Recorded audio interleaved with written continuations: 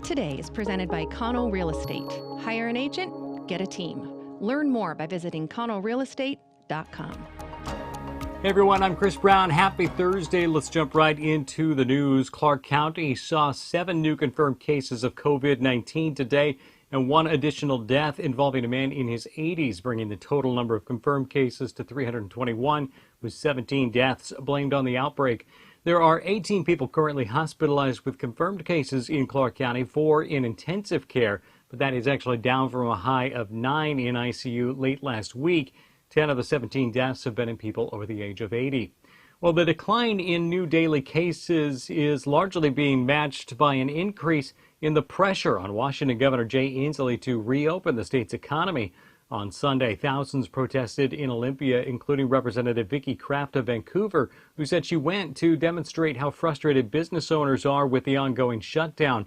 Commissioners in Franklin County passed a resolution this week telling businesses they could reopen before rescinding it today after facing pushback from the governor's office.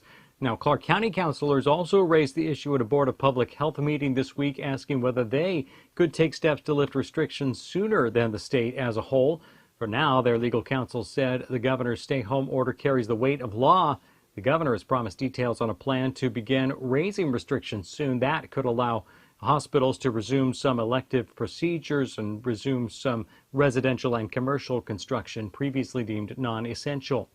Well, the governor is also facing a federal lawsuit over his stay-home order. Joshua Freed, who is running to replace Inslee, filed that suit on Wednesday in U.S. District Court. Freed argues the executive order violates the First Amendment rights to free exercise, free speech, and the right to assemble. Freed specifically focused on the order's ban on religious gatherings.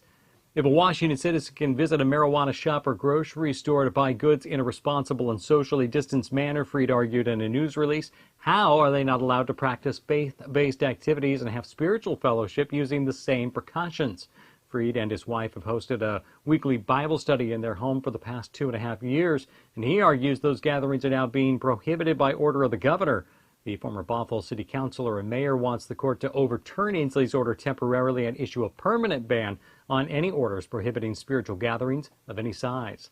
The ongoing COVID-19 shutdown is hitting home for officials in Clark County and the city of Vancouver. Kathleen Otto, the interim county manager, told Clark County today that they are reviewing and developing a process to figure out just how much revenue is being lost during challenging economic conditions.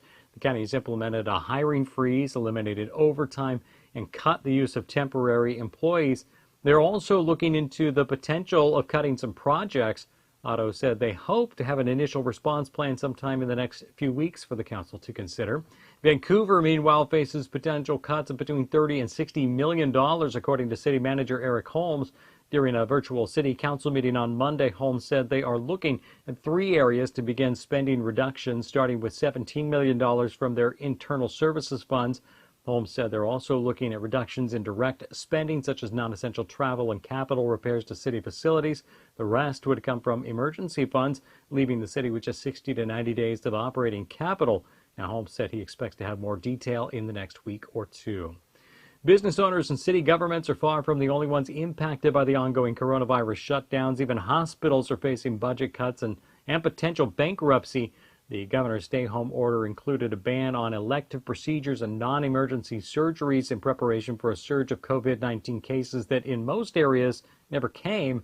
Now hospitals are urging the governor to ease restrictions or else they could face financial dire straits.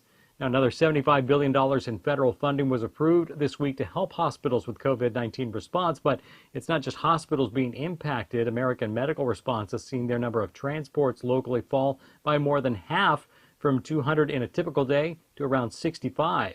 Local hospitals are also urging people in need of care not to delay out of fear over COVID-19 and seeking guidance from the state.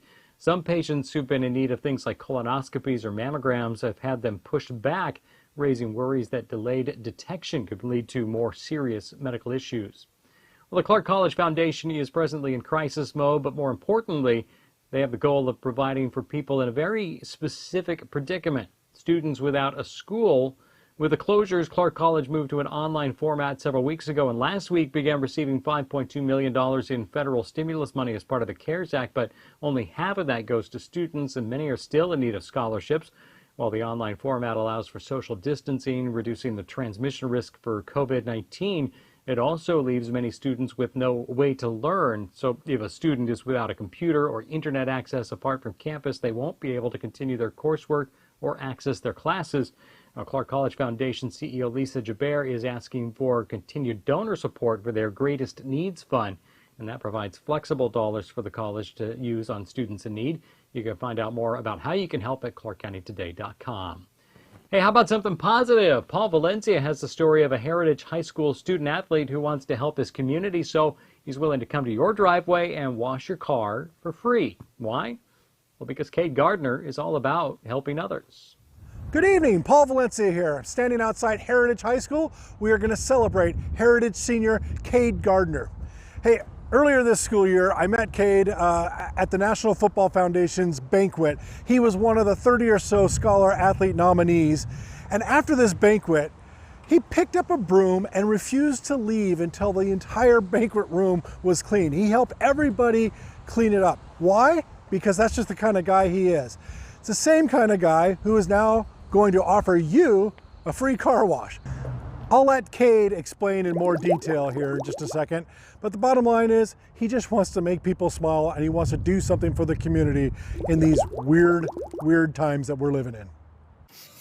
Hi, my name is Cade Gardner. I'm a student athlete at Heritage High School. I'm doing free car washes for people in Vancouver. It'll be contactless, so you'll give me a call or shoot me an email. I'll show up, and make and model of the car. I'll show up and wash it. I won't hook up to the hose. I just use this waterless car wash. So I'm doing it to help out people in the community with these crazy times, everybody having to stay inside and whatnot. I just want to help people out and bring some joy. I know it's really difficult for people and just not getting out. Their cars are going to be sitting here and they'll kind of get abandoned and whatnot. So I just kind of want to help people out and just bring a smile to people's faces. Awesome story. Thanks so much, Paul. If you know of someone who is doing good in your community, tell us about it. You can reach us on Facebook, Twitter, and Instagram, or send us an email to news@clarkcountytoday.com. We'd love to have you join our lively online community. And be sure to bookmark clarkcountytoday.com for more local news coverage, no agenda, and no subscription. For all of us, I'm Chris Brown. Stay safe. We'll talk to you again soon.